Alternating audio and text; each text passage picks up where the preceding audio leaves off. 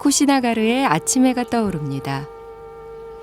2500년 전 병들고 지친 육신을 이끌고 이곳에 누워 전법 45년 세수 80에 치열했던 생을 마감한 인간 붓다의 마지막 길을 지켜봤을 그 태양입니다.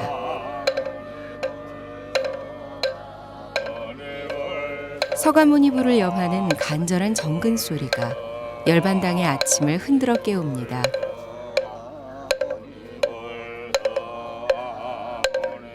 오로지 스스로 일어서서 법을 등불 삼아 무명의 어둠을 헤쳐나가라 했습니다. 하지만 눈을 뜨고도 한치 앞을 내다볼 수 없는 중생들입니다. 한눈 팔지 말고 정진하라. 생의 마지막 순간까지 화합과 정진을 당부했던 붓다가 여기 누워 있습니다. 이역만리를 달려온 중생들이 꽃을 바칩니다. 오늘 아침 예불은 열반당 가네슈아르 스님의 초청으로 한국 불자들을 위한 특별 법회로 마련됐습니다. 이번에 스님께서 한국 불자들을 특별히 초청한 데는 아주 특별한 이유가 있습니다. 스님은 이곳 쿠시나가르 열반탑에서 발굴된 부처님 진신사리를 모셔왔습니다. 그런데 평생 소중히 모셔온 진신사리를 한국 불자들에게 기증하겠다는 뜻을 밝혀온 겁니다. 언어도 통하지 않는 이국의 불자들에게 선뜻 진신사리를 기증하겠다고 나선 가네슈아르 스님.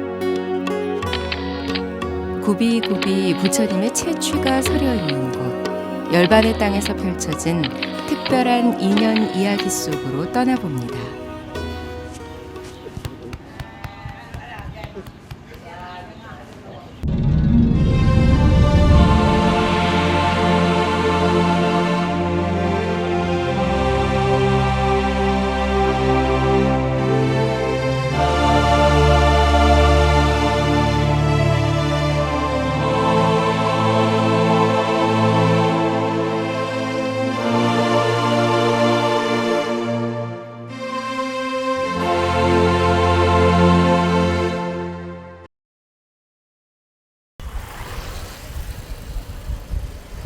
쿠시나가르의 하루는 늘 이렇게 뿌연 안개 속에서 시작됩니다.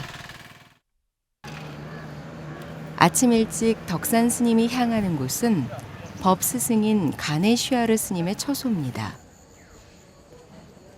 덕산 스님에겐 이곳의 모든 것이 너무 익숙해서 1년 만에 찾아온 시간의 공백이 전혀 느껴지지 않습니다. 큰 스님, 반태지! 언제나 그렇듯이 스님은 친혈육처럼 덕산 스님을 반깁니다. 자주 만날 수 없는 먼 이국의 제자여서일까요? 덕산 스님에 대한 스승의 애정 표현은 부모가 자식 대하는 것 이상입니다. 건강하신 몸메디슨 퀸이에요. 언어가 통하지 않아 불편할 법도 하지만 굳이 상대방 언어를 배울 필요를 느끼지 못한다는 두 사람입니다.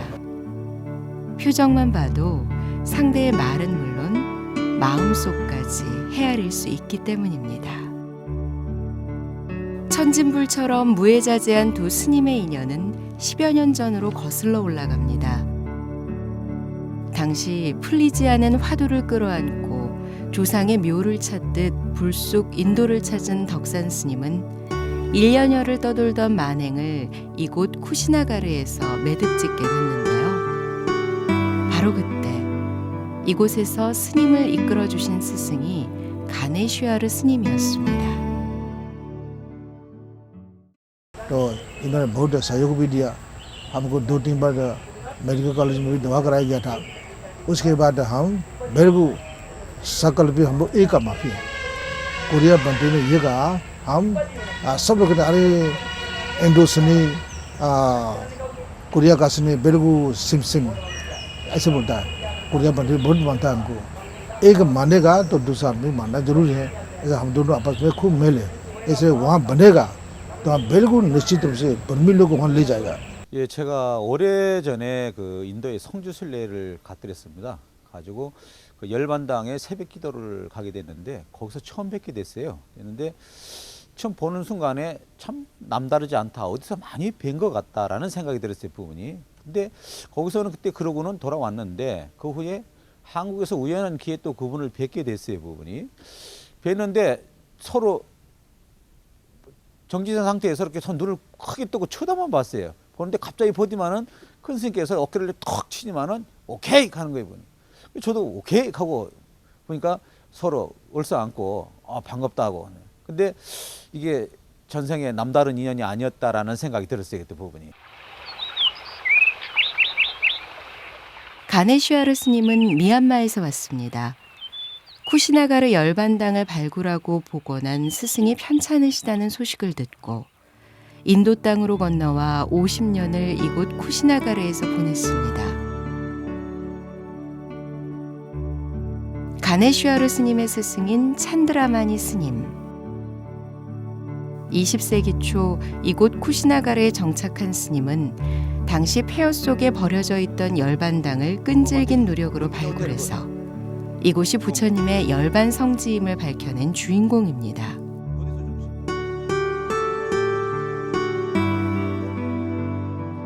당시 인도의 식민지 정부는 이곳 열반당의 유적들이 검증되지 않았다는 이유로 파헤쳐 폐기 처분하려 했습니다.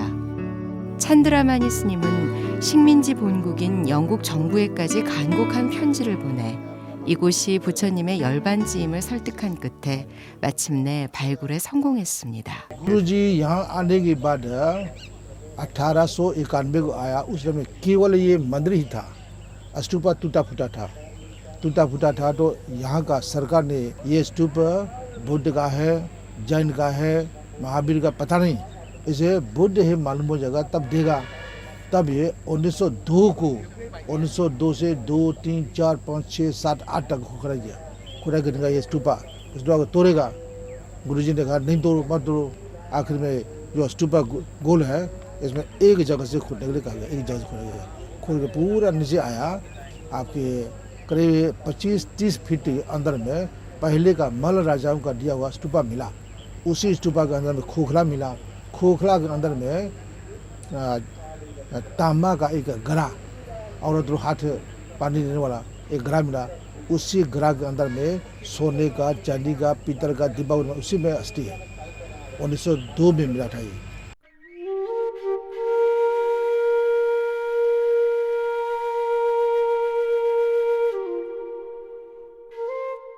열반당 뒤쪽에 자리한 열반탑 아쇼카 스투파.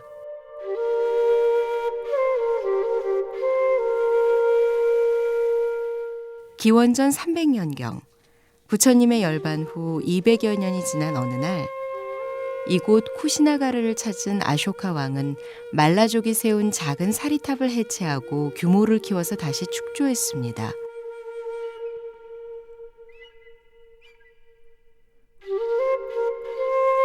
말라왕의 사리탑은 비로소 붓다의 열반 성지다운 위용을 갖추게 된 것인데요. 이때부터 사리탑의 이름은 아쇼카 스투파로 바뀌게 됩니다. 하지만 10세기 무렵 이슬람의 침략으로 인도의 불교가 소멸되면서 1860년대 영국인 고고학자 커닝햄에 의해 빛을 보기까지 폐허의 암흑 속에서 1000년을 보내게 됩니다. 그 후 1927년 미얀마 스님들에 의해 원통형으로 복원됐고 1957년 도움 형식으로 재축조돼 오늘에 이르고 있습니다. 열반탑 바로 곁에 열반당 안에 모셔진 이 열반상은 5세기 무렵 하리발라라는 비구가 기부금을 내 조성한 것입니다. 참배하는 불자들의 국적에 따라 하루에도 몇 벌씩 다른 가사를 갈아입는 이 열반상을 보면서 일발 삼위로 수행의 의지처를 삼으라셨던 붓다의 가르침을 다시 새겨보게 됩니다. 열반상의 기단에는 붓다의 인멸을 슬퍼하는 세 사람이 새겨져 있는데 맨 왼쪽이 꼬살라고 광비 말리카 부인, 중앙에는 열반상을 기증한 하리발라 비구, 오른쪽은 부처님의 시자였던 아난다 존자의 모습입니다. 아침부터 울려 퍼지는 경쾌한 음악 소리에 쿠시나가르의 골목이 들썩입니다. 덕산 스님과 한국 불자들도 분주한 걸음을 옮기고 있는데요. 오늘은 한국 불자들을 쿠시나가르에 초청한 가네슈아르 스님의 75회 생신 잔칫날입니다. 가네슈아르 스님과 덕산 스님에겐 오늘의 생신 잔치가 여느 잔치와는 다른 특별한 의미가 있습니다. 덕산 스님이 법제자라는 사실과 부처님 진신사리 기증을 위한 이윤법회를 대중들에게 알리는 자리이기도 하기 때문입니다. 쿠시나가르에서 발굴된 부처님 진신사리를 외국인에게 기증하는 일은 쉬운 것은 아닙니다. 덕산 스님과의 특별한 인연을 강조한 오늘의 잔치 무대에는 사리 이윤에 대한 현지인들의 암묵적 동의를 얻기 위한 스님의 배려가 숨어 있습니다.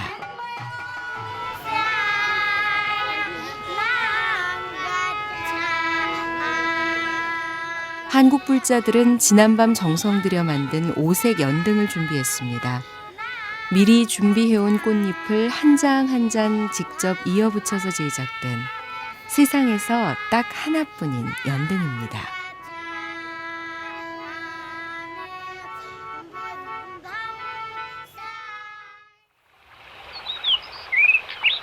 쿠시나가르의 사흘째 날이 밝았습니다. 오늘은 사리 이윤법회가 있는 날입니다. 2500년 전 말라족이 처음 이 땅에 모신 부처님 진신사리가 이제 동방의 먼 나라 한국 땅으로 거처를 옮겨 봉안될 것입니다. 이윤 행렬에는 긴장감이 감돕니다. 진신사리는 바로 석가세존의 몸이자 정신의 결정체이기 때문입니다.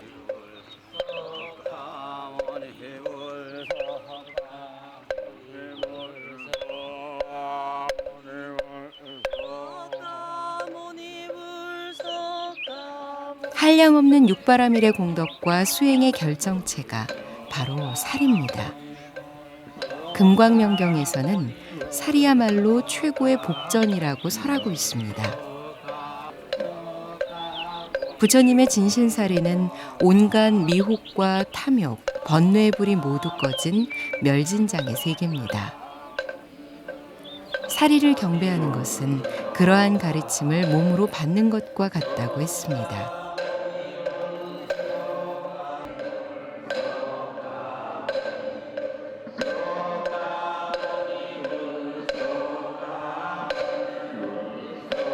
진신사리가 모셔져 있는 절을 정멸보궁이라고 합니다. 정멸보궁은 모든 바깥 경계에 마음 흔들림이 없고 번뇌가 없는 보배스런 궁전이라는 뜻입니다.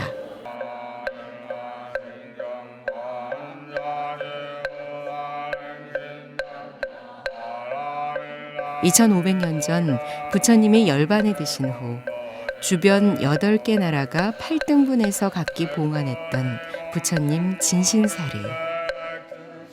부처님 열반 당시 쿠시나가르는 말라족의 지배하에 있었습니다.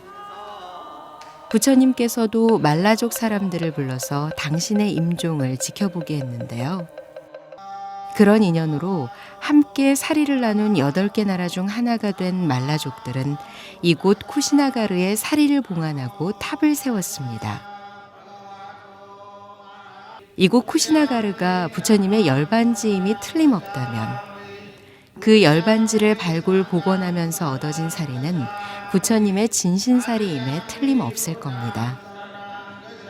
오늘 가네슈아르 스님이 한국의 덕산 스님에게 기증하는 이 진신사리가 바로 2500년 전 말라족들이 봉안했던 그 사리라 여기는 것도 이 때문입니다.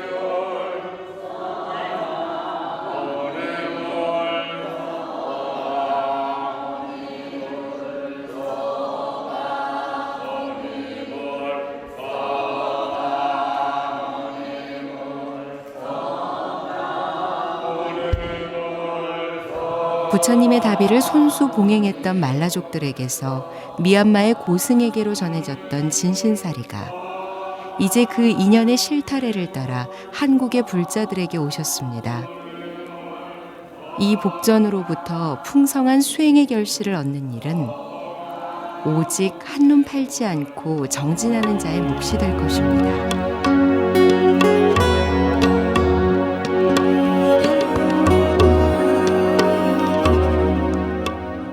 ये यहाँ अभी नहीं है, हिंदुस्तान में नहीं है, लेकिन बाद में अगर ये बुद्ध हो जाएगा आखिर में ये सब स्तूपा एक साथ होगा।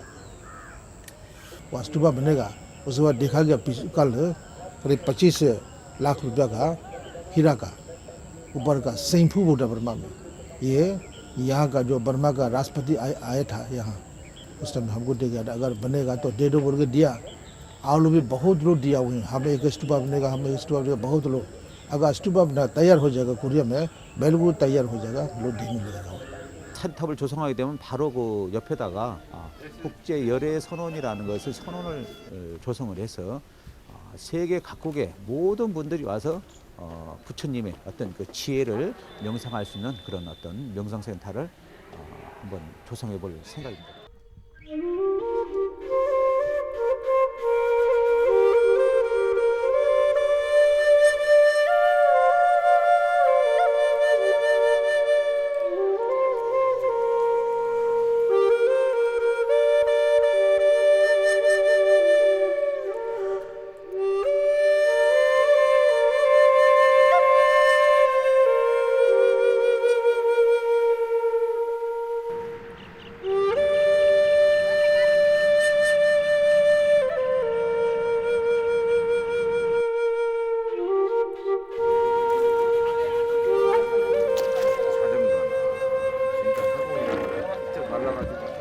새벽 5시.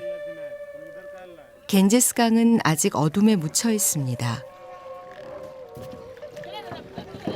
하지만 부지런한 순례객들은 벌써 쪽배를 빌어 강의 순례길에 올랐습니다. 인더스강과 더불어 인도 문명의 원천이면서 생명의 젖줄이기도 한 겐지스. 인도 사람들은 이 강을 강가라고 부릅니다. 경전 속에 항하로 음역대 등장하는 바로 그 강입니다.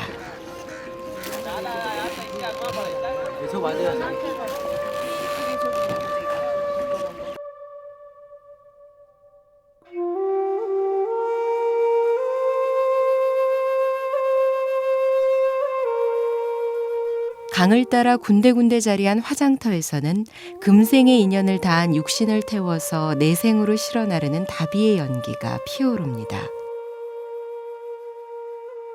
주홍빛 천에 덮인 주검들이 여기저기 흩어져 순서를 기다리고 있습니다.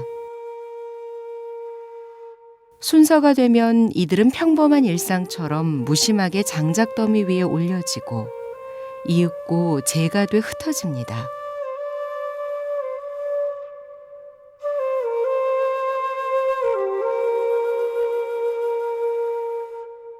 그들이 살았을 때 마시고 목욕했던 그 강물 속으로 돌아가는 겁니다. 화장의 자네들이 떠다니는 강 어귀는 아직 이른 시간이지만 벌써 목욕 성시입니다. 이 강물에 몸을 씻고 이 강물을 마십니다. 마실 물과 목욕물이 없어서가 아닙니다. 강과 강물은 세상 그 어떤 것으로도 대체할 수 없는 성수기 때문이죠.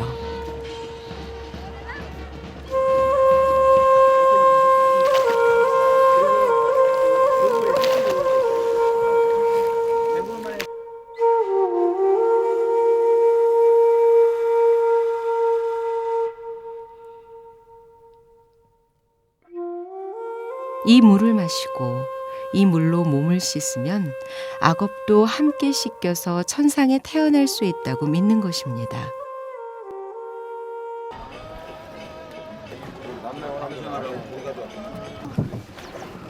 겐지스는 그 자체로 하나의 종교가 됩니다. 더욱더 부처님이 이렇게 정진할 수 있는 마음을 가지려고 발언하고 있습니다. 꽃잎에 쌓인 유등에 불이 켜지면 저마다 겐지스의 신에게 소원을 빕니다. 먼 옛날 수행자 시타르타가 마르고 닳도록 거닐었을 그 강가에서 간절한 두 손을 모읍니다. 네, 부처님 진신사리 모셔가는데 가셔가지고 세계가 알려질 수 있는 그런 우리 사원을 만드시는 기원했어요. 제 나름대로. 삶과 죽음이 교차되는 그런 묘한 곳인 것 같아요. 살아있는 것을 느끼는 동시에 또 뭐 죽음도 느낄 수 있는 그런 곳인 것 같아요.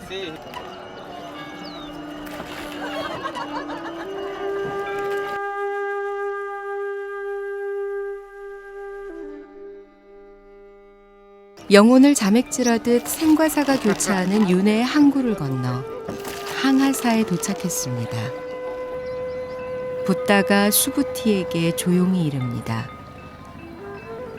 항하사만큼 많은 강이 있고 그 강에 모래알 수만큼 보시를 베푼다 해도 누군가에게 가르침을 주는 공덕에는 미치지 못한다. 어디선가 스승과 제자의 나지막한 두런거림이 들려오는 듯 싶습니다.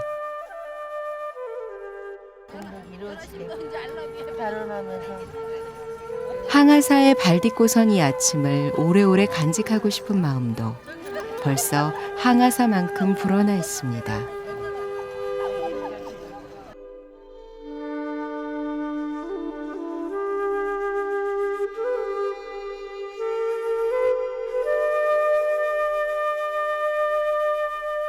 모래톱의 동쪽 끝에서 뿌연 안개를 뚫고 강가강에 해가 솟아오릅니다.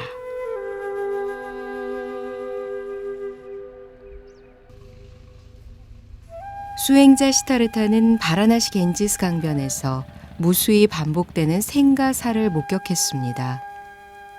하지만 벼락처럼 생사를 꿰뚫는 해탈의 법은 거기에 없었습니다. 시타르타 수행자는 네란자라 강이 흐르는 우르벨라 숲을 향해 길을 떠났습니다. 고행을 통해서 끝을 볼 작정이었던 겁니다. 보름에 한 끼를 먹었다. 내 사지는 마치 깔라풀처럼 말랐고 갈비뼈는 부서진 석가래 같았다.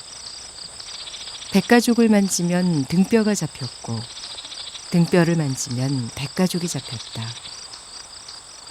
뒷날 붓다는 제자들 앞에서 당신의 고행 시절을 이렇게 회고했습니다.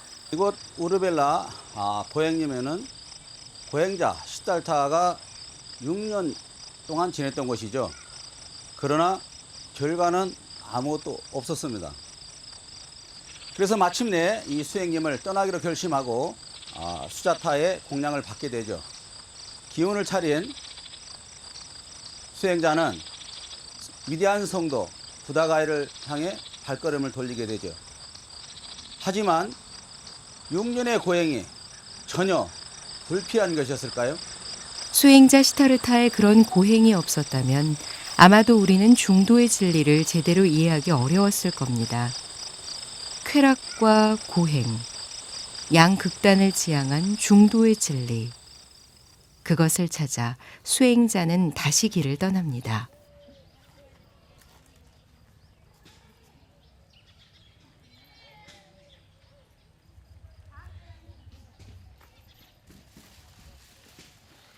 우르벨라 숲 주변에는 불가촉 천민들의 거주지가 형성돼 있습니다.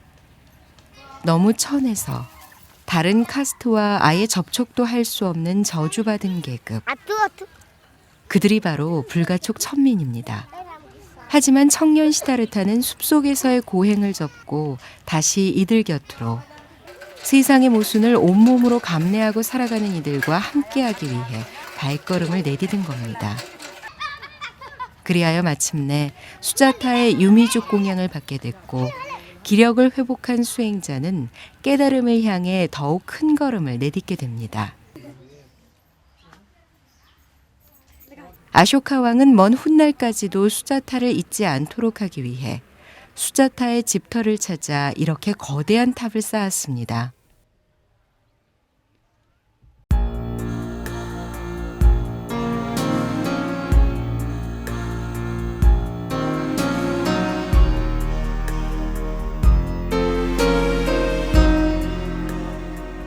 수행자는 깨달음을 향한 최후의 선정에 들기 위해 네란자라 강을 건너 전 정각산을 향해 길을 떠났습니다.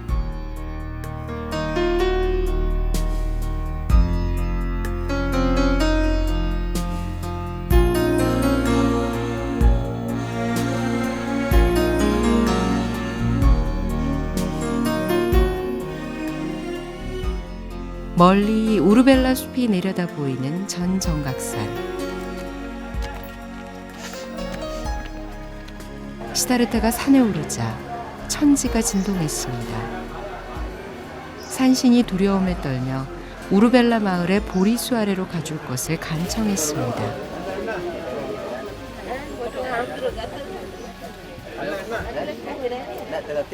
하지만 이 산에 살고 있던 용은 자신의 굴에서 깨달음을 이루길 부탁했습니다.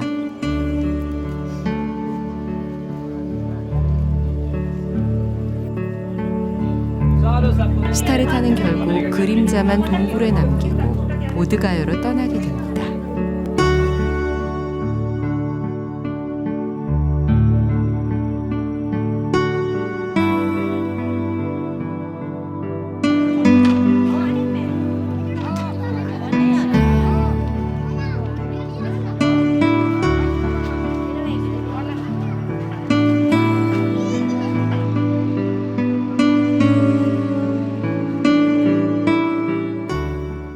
수행자는 다시 네란자라 강을 건너 보드가야를 향해 걸음을 재촉했습니다.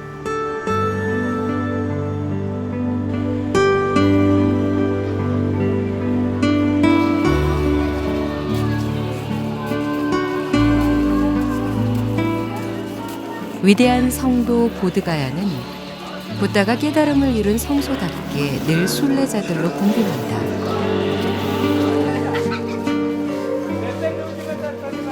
위대한 성도의 상징 마하보디 대탑.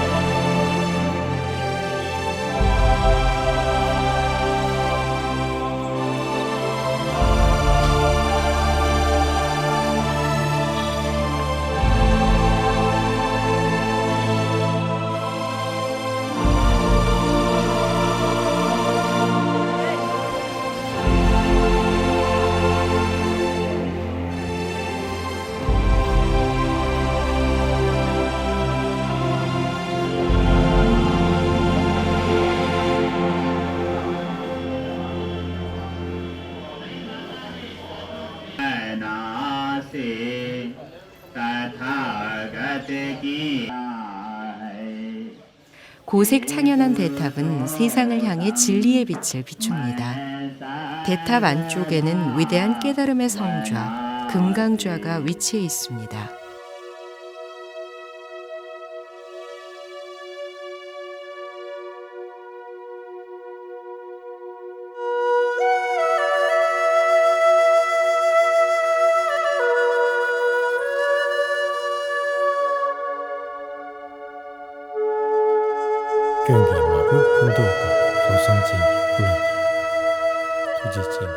이것은 고통이다. 이것은 고통의 생겨남이다. 이것은 고통의 소멸이다. 이것은 고통의 소멸로 이끄는 길이다. 사성제.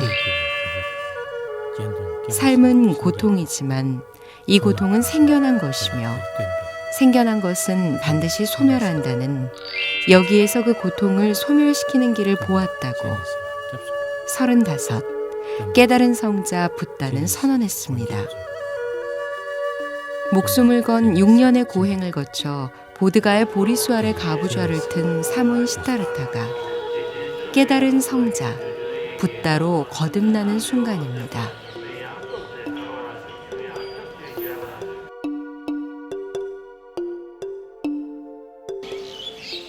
대각을 이룬 금광자에서 깨달음 후 첫 일주일을 보낸 붓다는 모두 49일을 이곳 성도에서 보내게 됩니다.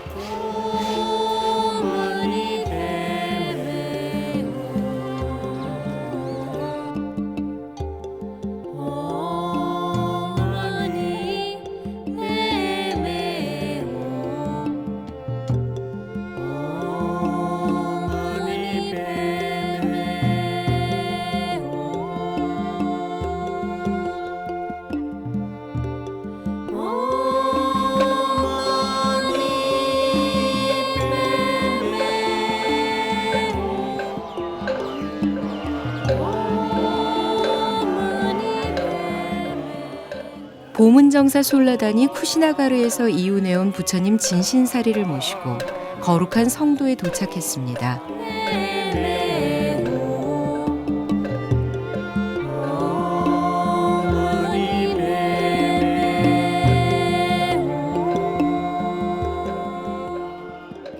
내가 이와 같이 알고 이와 같이 보게 됐을 때 내 마음은 감각적 쾌락의 번뇌로부터 벗어났고 존재와 무지의 번뇌로부터 벗어났다. 이것이 바로 해탈이다. 나는 즉시 알아차렸다. 보드가야 보리수 아래서 붓다는 보았다 했습니다. 붓다의 깨달음은 새로운 것에 대한 창조가 아니라 있는 그대로의 실상을 발견하는 겁니다. 쿠시나가르에서 진신사리를 모시고 이곳 성도를 찾은 까닭도 다름 아닌 발견일 겁니다. 아직 근기가 부족한 중생임에 살이라는 거울을 통해서 우리 마음에 덕지덕지 붙어있는 탐욕의 티끌을 보고자 함입니다. 그래서 보리수 나무 아래 가부좌한 순례객들은 그 어느 때보다 절실하게 자신의 지나온 삶을 참회합니다.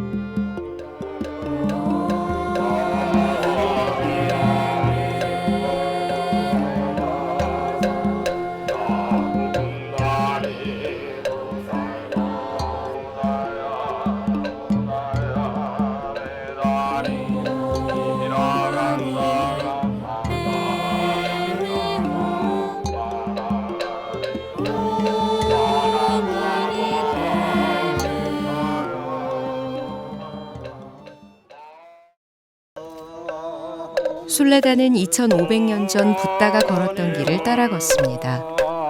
진신사리를 모셨으니 동행한다고 해도 될 것 같습니다. 여기는 초전 법륜의 땅 사르나트, 노겨원입니다.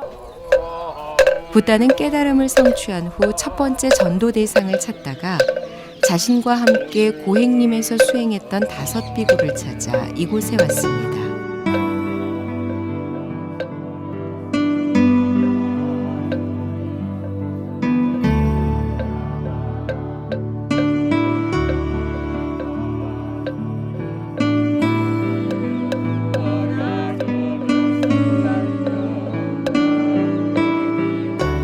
도반들이여, 나는 중도를 깨달았다. 나는 불사를 얻었으니 이리 와서 내 말을 들어라. 그대들도 모두 불사를 얻을 것이다. 기원전 589년 붓다는 5 비구들 앞에서 처음으로 중도의 법을 선포했습니다. 사문 시다르타가 유미족 공양을 받고 고행림을 떠났을 때 비난의 화살을 퍼붓고 시다르타 곁을 떠났던 5 비구들입니다. 하지만 그들은 눈앞에서 중도의 법을 선포하는 옛 도반이 더 이상 평범한 수행자가 아님을 단박에 깨달았습니다. 그들은 옛 도반이 깨달음을 성취한 붓다것에서 다시 나타났음을 알아차리고 그 자리에서 붓다에 귀의했습니다. 초전 법륜의 땅 노갸원에서 깨달음과 수행의 의미를 다시 새겨봅니다. 이웃과 함께하지 못하면 아무리 빛나는 보석을 지녔다 해도 그것은 평범한 돌멩이에 지나지 않는다는 것. 차갑게 빛나는 저 다맥스토파의 가르침입니다.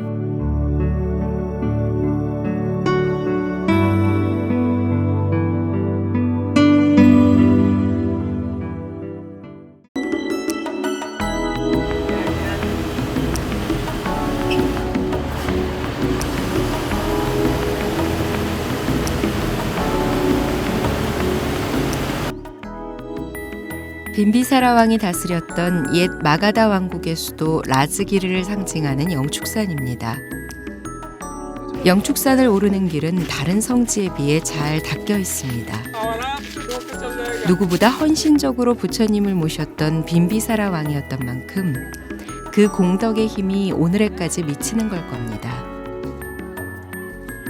빈비사라 왕은 영축산 정상에 머물던 부처님을 뵈러 갈 때 바로 이 자리에서 가마를 내려 걸어 올라갔다고 합니다. 인류의 큰 스승에 대해서 군주로서 갖출 수 있는 최대한의 예의였을 겁니다.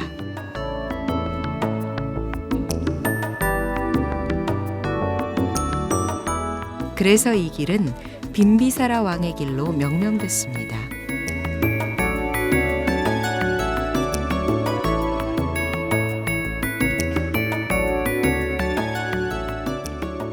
영축산 정상을 지키는 독수리 바위. 영축이라는 이름을 갖게 한 바위입니다.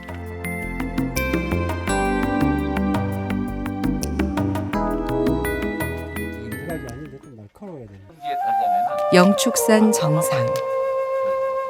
부처님이 법화경을 설했던 그 향실에 순례자들이 앉았습니다. 진신사리를 모시고 부처님이 걸었던 옛길을 따라 걸었던 시간들. 결코 녹록지 않았을 지난 여정이지만 부처님의 채취가 짙게 묻어나는 이곳에서 순례객들은 다시 한번 마음을 다잡아 봅니다.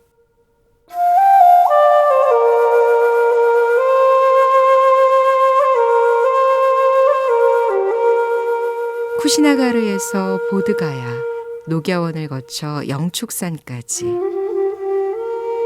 진신사리와 함께한 여정은 가는 곳마다 정멸보궁입니다. 머문 곳마다 환희심입니다.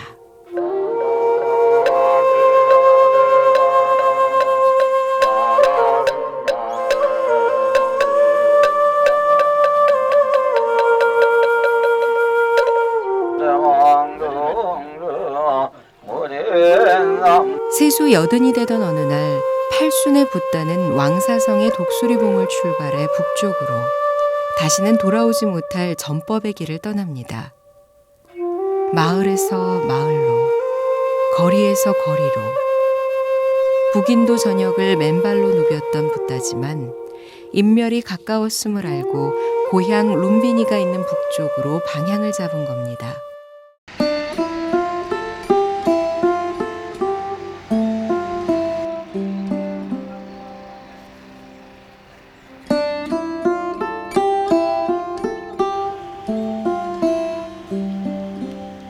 왕사성 시절 붓다는 새벽 4시쯤에 일어나 자비명상을 하고 날이 밝아 11시쯤이 되면 제자들과 함께 산 아래 마을로 탁발을 나갔습니다. 마을 사람들은 저마다 자신의 처지에서 정성껏 바로를 채웠을 겁니다. 때로는 먹기 힘들 만큼 거친 음식도 있었지만 붓다는 아무리 거친 음식이라도 바로 그 자리에서 제자들과 나눠 먹었습니다. 그리고는 공양을 올린 사람들에게 축복의 법을 내리고 그들과 함께 미소 지으며 왔던 길로 돌아오곤 했습니다. 영축산을 떠나온 붓다와 제자들은 바이샬리 근처 작은 마을인 벨로바에서 마지막 안거를 나게 됩니다. 그런데 그만 안거 중 큰 병을 얻게 됐습니다. 붓다는 제자 아난다를 불러 석 달 후 열반에 들 것이라고 예고하고 대장장이 춘다의 공양을 받게 됩니다. 이곳은 부처님께서 마지막 공양을 받으시는 춘다의 집입니다. 부분이. 근데 부처님께서 이제 공양을 받으시다 보니까 이미 음식이 다 상한 상태여서 부처님이 드시면서 이 음식은 열애가 아니면 소화하기가 매우 참 어렵다. 그러니 이 음식은 누구도 주지 말고 개도 주지 말고 땅에 묻어라. 춘다의 공양을 받은 붓다는 사경을 헤매게 됩니다.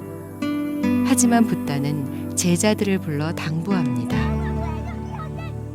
춘다의 공양은 최초의 공양인 수자타의 것과 다르지 않다. 춘다는 마지막 공양을 올린 공덕으로 천상에 태어날 것이다. 부처님께서는 때가 되셨다고 생각하시고 춘다의 집을 찾아서 마지막 공양을 받게 됐습니다. 그러나 이미 음식이 상한 상태였고 상한 음식을 드신 부처님께서는 몹시 고통스러워 하시면서 걷다가 이곳 언덕에 와 잠시 쉬셨습니다. 바로 이것이 망고 동산입니다. 붓다는 열반을 예감하고 제자들을 불러 마지막 법문을 내립니다. 자등명 법등명. 스스로를 등불 삼고 법을 의지하라는 최후의 가르침을 남기고 코끼리가 고개를 돌리듯 무겁게 고개를 돌려 정든 바이샬리를 바라봤다고 초기 열반경은 전하고 있습니다.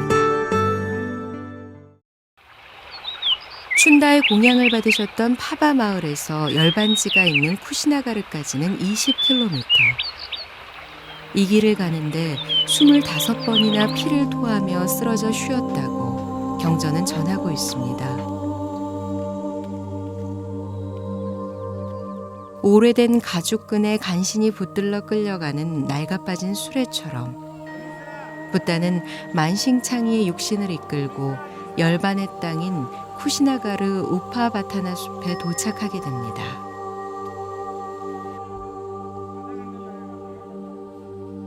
붓다는 다시는 일어나지 못할 마지막 자리를 이곳 사라나무 아래에 펼쳤습니다. 바로 그때 한 쌍의 사라나무에 때 아닌 꽃들이 만개하더니 모로 누운 붓다의 몸 위로 비오듯 쏟아졌습니다. 조건 지어진 모든 것은 다 소멸해 가는 법. 부디 게으르지 말고 힘써 정진하라. 이 한마디를 끝으로 붓다는 깊고 고요한 선정에 들었으니 이것이 붓다의 열반입니다.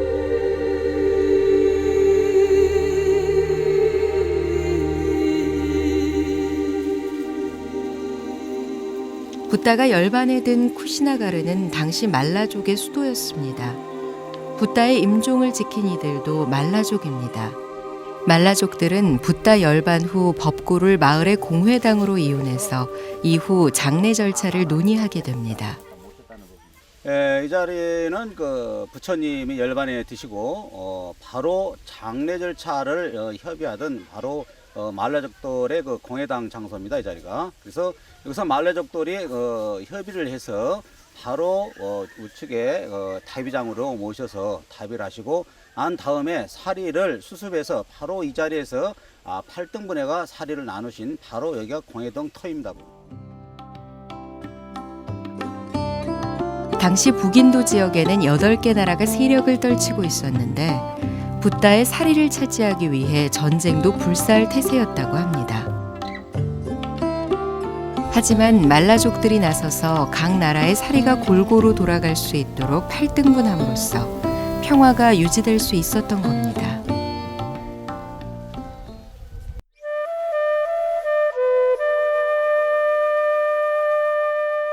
말라족 공회당을 나선 붓다의 법고는 바로 이곳 라마바르에서 다비에 들어갑니다. 그런데 화장을 하려고 관에 불을 붙여도 불이 타오르지 않았다고 합니다. 뒤늦게 소식을 듣고 달려온 마하가섭이 관 앞에서 통곡하자 붓다는 두 발을 관 밖으로 내밀어 마지막 인사를 나누게 됩니다. 그때서야 법고에서 스스로 불길이 솟아나 다비가 이뤄졌다고 경전은 전합니다. 붓다는 최후의 열반지로 왜 하필 작고 외진 우파바타나 숲을 선택했을까요? 당시 제자 아난다도 붓다에게 이런 의문을 제기했습니다. 하지만 붓다는 그런 말을 하지 말라고 일렀습니다. 비록 겉모습은 작고 초라할지라도 이 마을을 가꾸고 살아가는 말라족 사람들의 착한 마음들을 붓다는 이미 읽고 있었던 겁니다.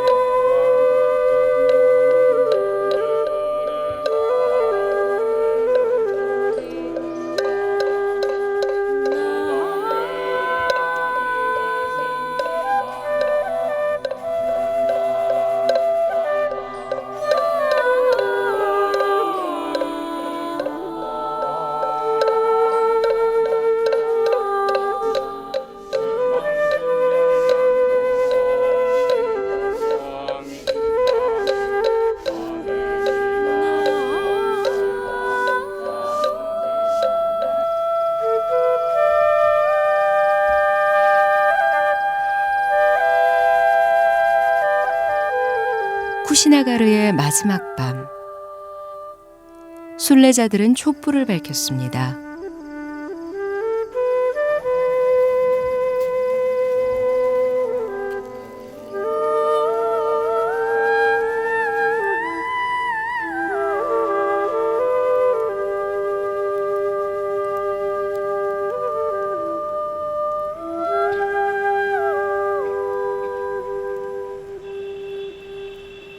(2500년) 전 이 땅에 나투신 붓다가 그랬듯이 탐욕과 성냄과 어리석음을 떨치고 일어나 우주를 밝히는 한 줄기 빛이 되고자 발언합니다.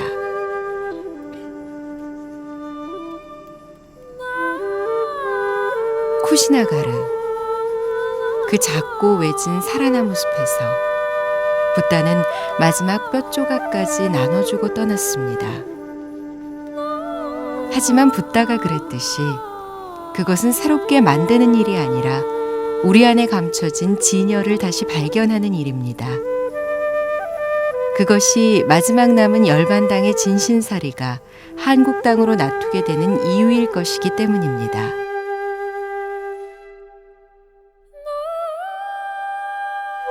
순례자들의 발언을 가득 싣고 우주 법계로 날아오르는 저 풍선들처럼 쿠시나가르에서 맺은 불현의 씨앗 또한 희망의 등불이 돼서 온 우주를 밝히게 될 것입니다.